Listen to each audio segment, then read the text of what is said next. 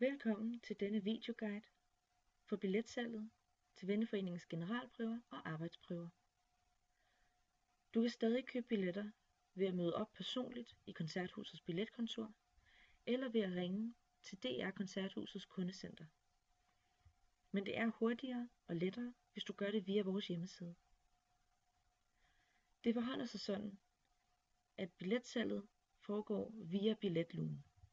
Du skal altså være oprettet både hos os og hos Billetlugen. Den finder du her på billetlugen.dk.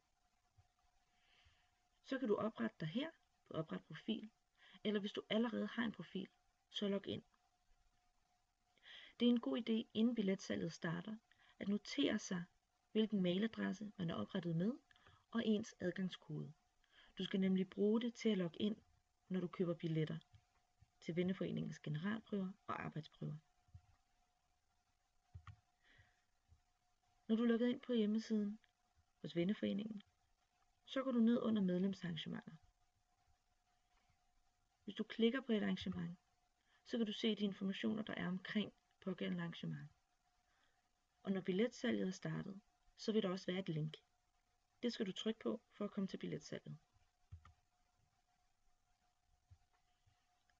Her kan du se de prøver, der er, og du kan vælge billetter til de prøver, du gerne vil komme til.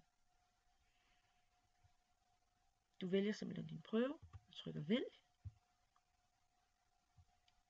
Det er her, du kan vælge flere billetter. Hvis I for eksempel er 4 venner, som gerne vil se den samme generalprøve, så kan en af jer købe alle billetterne.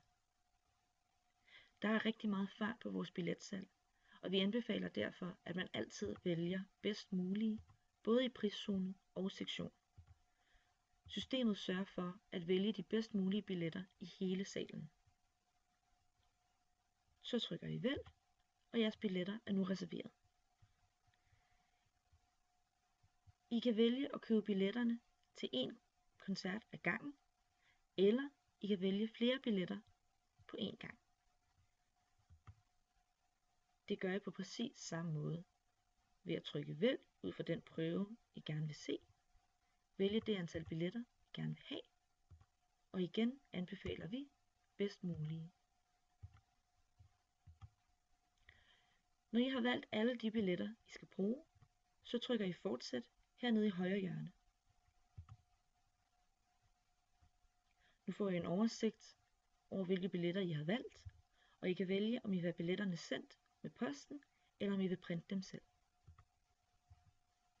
Tryk fortsæt igen. Nu skal I logge ind på Billetlugen. Her skal I altså skrive den mailadresse, I er oprettet med hos Billetlugen, og den adgangskode, I har til Billetlugen. Ikke den adgangskode, I har hos Venneforeningen. I det her eksempel er det Venneforeningens egen postkasse.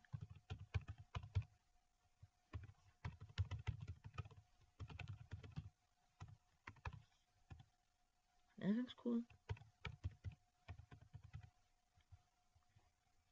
Hvis I har glemt adgangskoden, så kan I også hente den her. Eller hvis du ikke har fået det oprettet, kan det også gøres her. Men det er hurtigere, hvis du gør det i forvejen. Tryk login.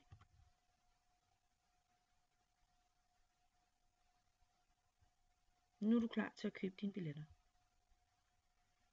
Herfra får du igen en oversigt over de billetter, du har valgt. Når du trykker fortsæt, så skal du skrive dine oplysninger, den adresse, du bor på, og som dit kreditkort er tilkoblet, eller den adresse, dine billetter skal afleveres til. Når du har valgt alt, hvad du skal, trykker du jeg accepterer og fortsæt, så kommer du til selve betalingen.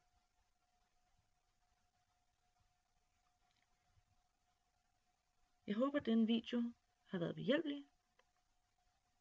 Tak fordi du så med.